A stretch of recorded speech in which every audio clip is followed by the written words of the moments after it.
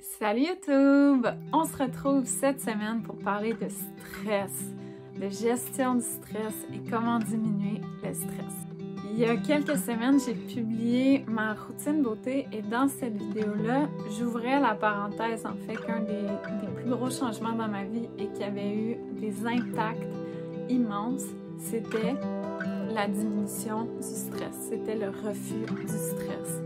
Et parmi les commentaires, en fait, il y a des gens qui ont répondu genre « Ben oui, mais tu sais, comme pour les humains normaux, entre guillemets, c'est pas possible, on travaille, alors ben c'est bien beau ce que tu dis, mais ça s'applique pas à nous. »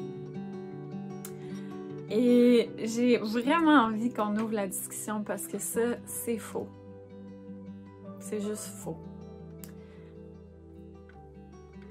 Notre problème avec le stress, c'est qu'on a une addiction au stress. À l'intérieur de nous, il y a cette addiction-là, chimique, au stress. Ce qui fait que dans notre quotidien, on va nous-mêmes créer des situations stressantes ou encore amplifier des situations stressantes ou choisir, inconsciemment, mais choisir quand même de se mettre en état de stress pour quelque chose qui ne le nécessite pas du tout. Et c'est de ça que j'ai envie qu'on parle aujourd'hui. Alors, pour commencer, sachez que notre cerveau produit des ondes cérébrales. Et il y a différentes ondes pour différents états. Comme par exemple, les ondes delta, ce sont les plus basses. C'est dans notre sommeil. Les ondes alpha, ça va être quand on est dans une espèce de moment d'imagination, de créativité, quand on se perd dans nos pensées, quand on laisse notre imagination un peu prendre le dessus puis se laisser porter par nos pensées. Les ondes theta, ça va être quand on accède à notre subconscient. C'est vraiment...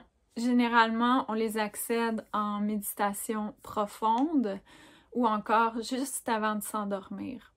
Il y a aussi les ondes gamma qui, elles, celles-là, on les touche pas souvent. C'est comme un état d'hyper-conscience. On les atteint généralement dans des expériences mystiques, des états méditatifs ou de prière vraiment. Bref, c'est pas de celle-là que j'ai envie qu'on parle. Aujourd'hui, on va parler des ondes bêta.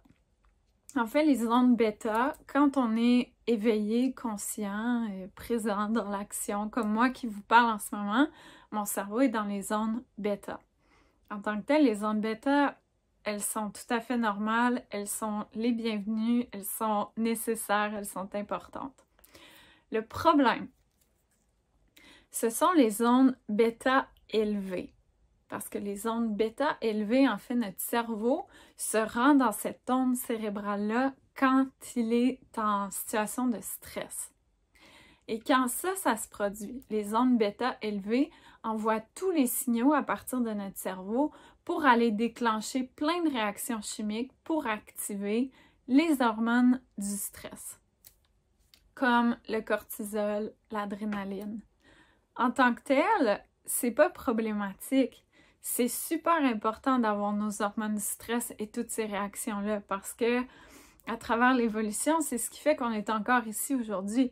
C'est ce qui fait qu'on a survécu. C'est ce qui nous permet de, quand il y a un danger, quand il y avait un prédateur, de réagir de la bonne façon pour survivre. Donc, c'est super important.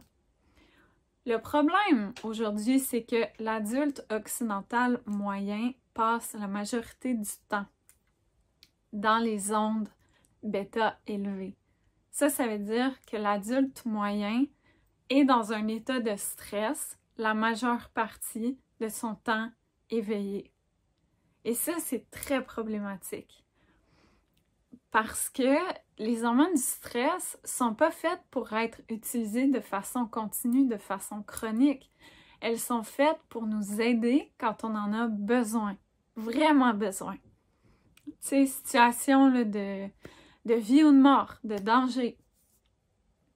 Et quand on les utilise de façon chronique, en fait, ça vient causer 1001 problèmes de santé. Je vais juste vous en nommer quelques-uns, il y en a beaucoup plus, là, mais sachez que les hormones du stress créent de l'inflammation dans le corps, ce qui peut mener à tout plein de maladies auto-immunes reliées à l'inflammation. Ça crée des problèmes cardiovasculaires, ça crée des problèmes de tension artérielle, ça crée des troubles du sommeil, des troubles d'anxiété. C'est vraiment là, il n'y a rien de bon pour notre corps d'être constamment dans cet état-là. Vraiment rien de bon. Puis en fait, ça vient beaucoup de nos conditionnements. Si vous vivez dans une société occidentale comme moi, en fait, avec le capitalisme et notre façon de vivre, ça fait en sorte que les humains sont conditionnés à performer, à rechercher la performance, à beaucoup se comparer entre eux, à créer énormément de compétition entre eux. Ça fait aussi qu'on attend des humains, en fait, qu'ils performent tout le temps, en tout temps. Qu'on soit hyper productif tout le temps. Ça met une pression énorme sur nos épaules pour atteindre des objectifs qui sont en réalité inatteignables parce qu'on va contre notre propre nature. Notre nature humaine, elle est comme la nature, elle est cyclique. Alors que là, on nous demande de toujours performer, d'être le meilleur, d'être toujours présent, d'en mettre le plus possible sur nos épaules, de ne jamais craquer. Vous voyez un peu le portrait que j'essaie de dresser.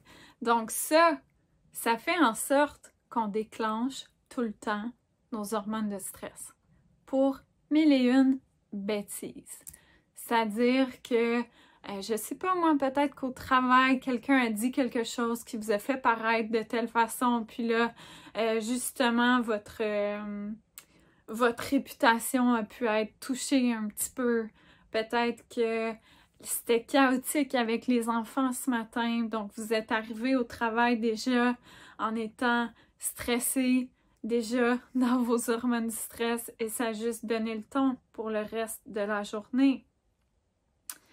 On les déclenche quand on rencontre quelqu'un qu'on n'a pas envie de rencontrer, quand on a une conversation qu'on n'a pas envie d'avoir, quand il y a quelque chose qui ne va pas exactement comme nous on l'avait prévu, comme nous on voulait le contrôler.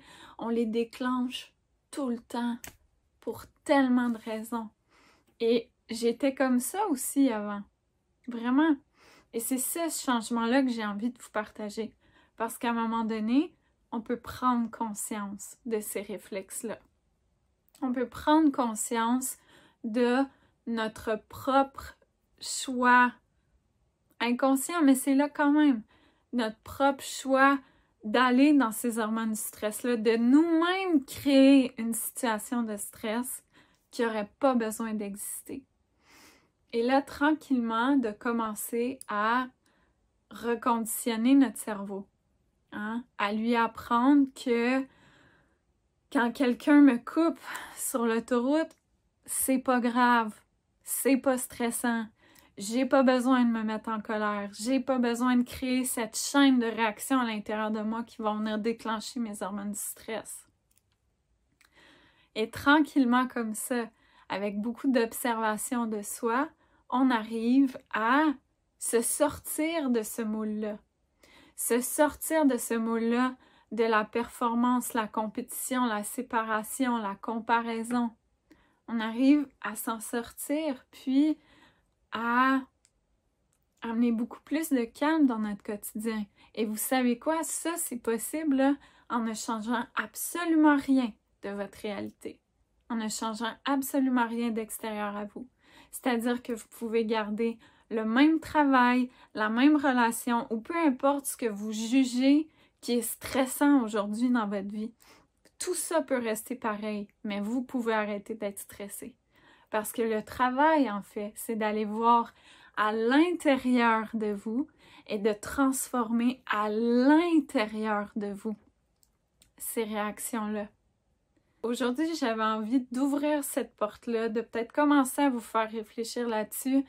Puis si ça vous intéresse, dites-le dans les commentaires. Puis moi, c'est un sujet qui me passionne. Je peux en parler vraiment longtemps. Je connais plein de choses là-dessus. Ça me ferait plaisir de les partager. Mais voilà, aujourd'hui, c'est la première étape. On fait juste prendre conscience, OK? J'espère qu'avec cette vidéo-là, je vous aide à prendre conscience et à vous donner envie de commencer à vous observer. D'observer justement au quotidien qu'est-ce qui vient vous rendre stressé. Qu'est-ce qui vient déclencher vos hormones du stress? Et en ayant cette conscience-là, à partir de là, on peut commencer à travailler pour venir tout reprogrammer et faire des changements. Mais les changements sont toujours à partir de nous. Parce que si... Ah oui, ça c'est super important. Si par exemple vous dites « mon travail est trop stressant » et que vous changez de travail, juste ça là, vous avez fait aucun travail sur vous-même. Savez-vous c'est quoi le problème? Vous allez être à votre nouveau travail. Vous allez traîner vos mécanismes et vos réactions. Et donc, vous allez recréer le même environnement problématique parce que vos mécanismes, vos réflexes, ils sont encore là. Vous auriez beau changer de travail pour devenir... je sais pas moi, une affaire qui n'existe pas là, mais genre regardez la peinture séchée sur les murs, ok? Si vous n'êtes pas arrivé à déconditionner cette addiction au stress, vous allez être capable de vous stresser, même dans ce travail-là, c'est garanti.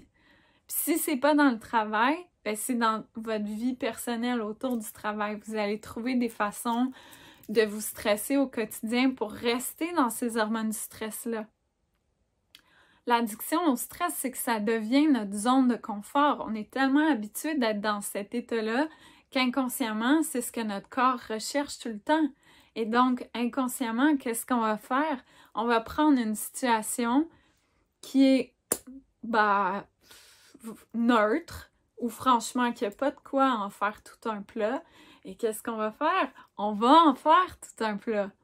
On va s'accrocher, on va ruminer, on va revivre la scène dans notre tête constamment en se disant « Ah, j'aurais dû faire ça, j'aurais dû dire ça », puis là, voir que la personne, elle a dit ça, puis on n'est même plus dans la situation, puis on est capable de se craquer, comme on dit au Québec, de se remettre dans ces mêmes émotions-là, de stress, de colère, d'agressivité, alors que c'est plus là, ça n'existe plus, c'est fini.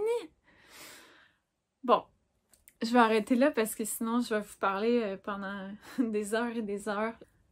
Donc, j'espère que notre première discussion sur le stress vous a donné envie de tranquillement, voilà, peut-être prendre le premier pas pour diminuer le stress dans votre vie. Puis voilà, j'ai hâte de vous en reparler si ça vous intéresse. Et je vous envoie plein d'amour.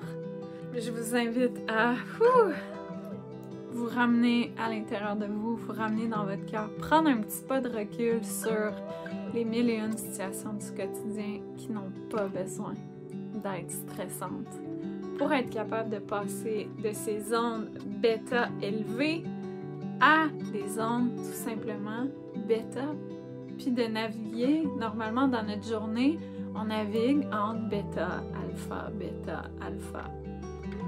Et voilà, c'est ça la journée normale d'un être humain qui n'est pas conditionné à carburer au stress. Merci d'avoir écouté la vidéo. Je vous envoie plein d'amour, puis on se retrouve bientôt pour une prochaine vidéo.